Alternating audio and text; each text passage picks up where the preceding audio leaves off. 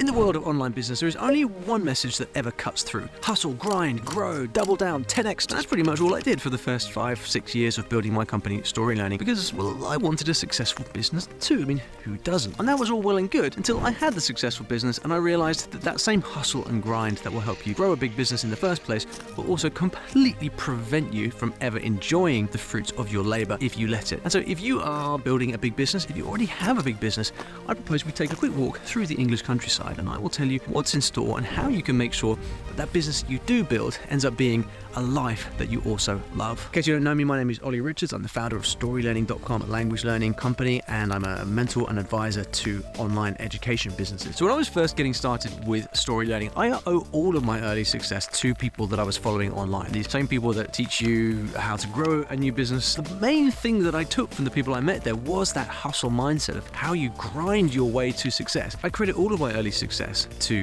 that, and I think it's because a new business has no right to exist. What an entrepreneur has to do is build something from nothing, and then it's really hard. For the first 4 or 5 years of a new business, you really can't get around the need for hustle. The problem comes later when you're still hustling many years in and you don't know what for. So in my case, when I grown Story Learning to 7 figures, it was an objectively successful business by any measure, and yet I was feeling a little bit unfulfilled. I was kind of yearning after those early days when everything was so much more fun when I was first starting the business. So I tried a bunch of experiments to try and figure out how can I actually feel fulfilled around my business. So I started by cutting all my responsibilities. So I grew my team, I delegated, I moved to a big house in the country, and so there I was sitting in the countryside with almost nothing to do and a 7-figure business, like by anyone's standard, incredibly successful, and who wouldn't be happy in that situation, right? And yet I wasn't. And when I look back on that, I realized that the reason I wasn't content is because I was still operating under this hustle mentality of how to grow to the next stage. And you realize that when you have a 5-figure business, you want to reach 6 figures. When you have a 6-figure business, you want to reach 7. And guess what? If you sell your company for $1 billion, well, there's still someone that has that super yacht that you can't afford yet. It never ends. And what I understood was that the reason we get into these mindset traps is because everyone is always telling us how we have to hustle and grow in order to build a business, but no one ever tells us when it's time to slow down and stop. But here's the thing, when you become objectively successful, don't you think it's time to reevaluate? Because when you have all the stuff that you wanted to have, when you have the time, when you have the money, when you have the house and all those things, if you're still not successful, well, what does that actually mean? What it means is you have not built a business that is in alignment with your life. And so I've come to believe that the big aim for entrepreneurs is not to build the big business, but it's to build the business that allows you to live the life that you want to live. So in my case, I went through an exercise of kind of completely rebuilding my life in a way. I discovered new ways I wanted to spend my time. I started taking flying lessons. I went to London more. I started to run entrepreneur dinners to build my community. I had a big kind of injection of stuff that I really wanted in my life. And that also involved making changes in the business so that it was more gratifying to me. And it gave me a life that was much more in line with what I wanted. It's a very humbling realization,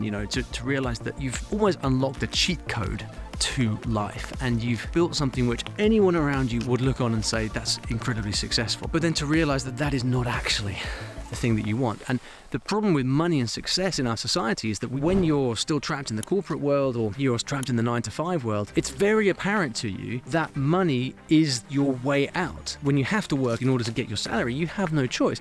And so building a business equals freedom, and freedom is a very fundamental thing that all of us want, but we mistake that for the thing that will actually make us happy. And freedom by itself is not a source of happiness. What a source of happiness is a rich, fulfilling life where all parts of your life and business are in alignment. So when I look back on the last 10 years of building Story Learning, the big thing that I was missing was this view of understanding what is the business that I want to build that will allow me to live the life that I want, that gives me time to travel, that allows me to do cool things like flying, that is packed full of community, of friends, of other entrepreneurs that I can share that journey with. But in order to be able to do that, in order to have the courage to do that, you have to be able to say no to lots of things that would objectively make you more money. So the number of things that I've now said no to in my business because I simply don't want the hassle of doing it. Like, I don't want to do phone sales. I don't want to have live cohorts where we're on the hook for all kinds of deadlines and dates. I don't want to have a calendar that is full of calls. These are not things that I want. I want to have the flexibility to be able to take time off and go traveling for 2 weeks, which I'm going to do in the next couple of weeks. But all of these things require sacrifices, and all of these things require conscious decisions that allow you to build the business that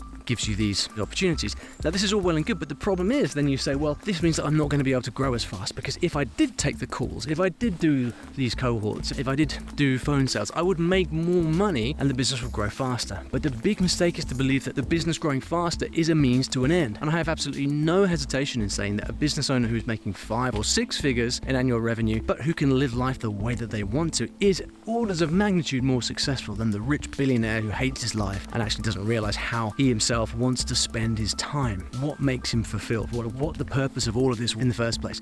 It's an incredibly vacuous way to live, to think that these external ideas of money and success are the point, are the objective. They are not. But you've got to get there in order to realize that. And so the message that I really want to convey here to you, but as much to myself, if I was talking to myself from 10 years ago, is to say that, look, that same hustle, that same characteristic that gave you that hustle, that allowed you to do this amazing thing of getting a business off the ground in the first place and making it successful, that served you very well at the beginning, but it is no longer serving you now, and it will not continue to serve you in the future. So you have permission to slow down. Everyone will tell you to speed up. Everyone will tell you to double down. No one will tell you to slow down. What I want to give you today is the permission to slow down and the confidence to know that that life that you really want, that's not about the money, that's not about the success, it's not about the big business. The life that you really want is only going to come if you actually design it. You get to live in the house that you build. And the only thing that's really going to get in the way of you doing this is your own psychology. But it's not the only big psychological struggle that you face when you're growing a business. Anxiety around money is another huge topic. And if you want to know what I think about that and some prescriptions for making money a slightly more conscious part of your life, then I have a video over here where I explain my entire philosophy to managing anxiety around money.